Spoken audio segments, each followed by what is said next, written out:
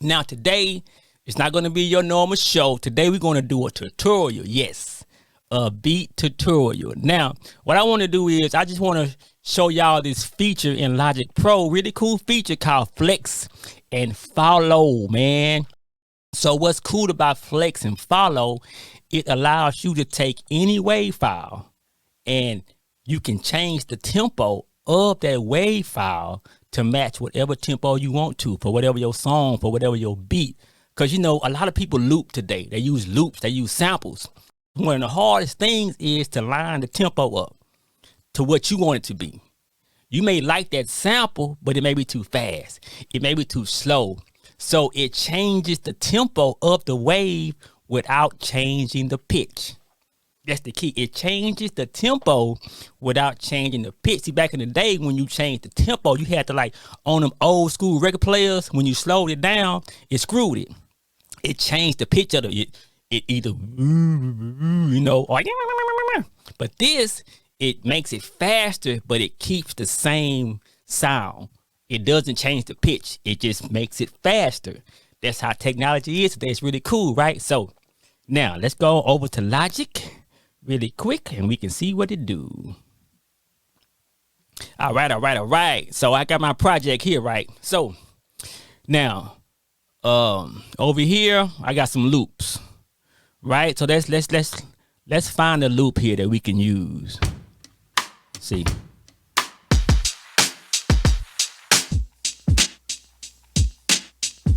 Okay, I like that, right?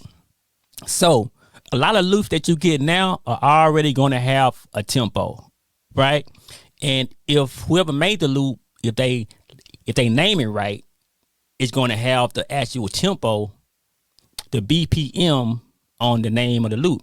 So this has 90 right here, right? So cool. So we already know that this is 90 BPM. So we're going to slide this over right here. Let me see, put it on this track right here.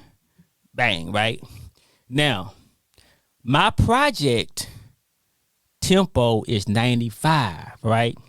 In Logic, what I do first, this is what I think that everybody should do. You know that this is 90, right? Now, your song is not going to be 90, but what you want to do first is you want to make your song the same tempo as the loop, because it just works better this way. So I'm going to switch this to 90 right here. All right, you see how that lined up? It was at 95. Now I'm going to switch it over to 90. Bam. See, now it's on the beat, right? It's right on that line. So now I want to highlight my loop, which is this right here. It's already highlighted. So I'm going to highlight it. I'm going to click. It's not highlighted. Now it's highlighted. I'm going to go over to the left in my inspector section. And you see where here it says flex and follow. And I make that bigger? No, it says flex and follow, right? It's off right now. So what I'm going to do, I'm going to click here and I'm going to turn this on. Now watch what happens. Boom, you see that? What did it just do? It entered information into this loop to tell it to now follow the tempo of this track, of this project, right?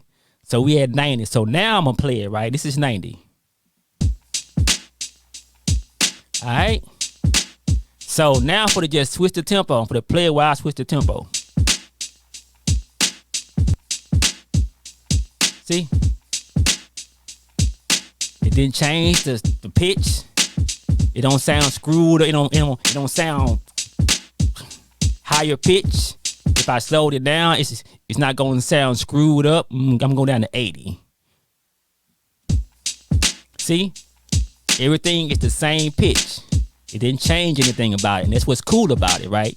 This is a wave file. This is not a MIDI file. This is a wave file. So it's an audio file, right? So you can do this with any audio file and it works great as long as you have the original tempo.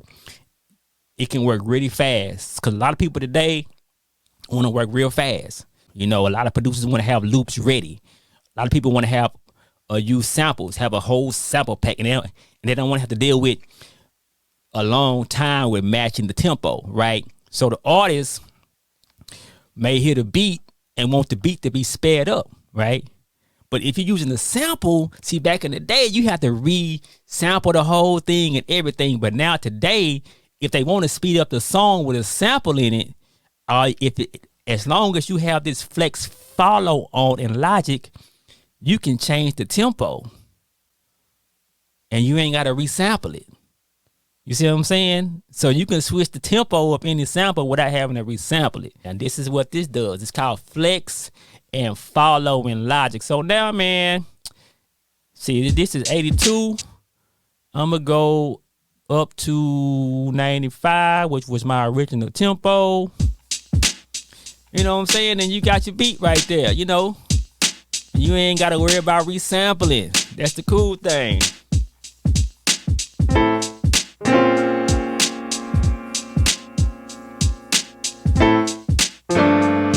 You see what I'm saying? Yeah.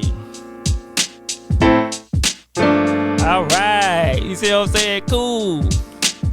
Yeah, man. So, hey, that's all I wanted to do today, man. So, if you like Logic, this is one of the cool things I like about Logic. I don't use loops a lot. I use them from whenever I need to. You know, if I find really like when I really like, I say, oh, I gotta use that. Then I may use it, you know. But most of the time, you know, I do my own drums, whoop-de-whoop-de.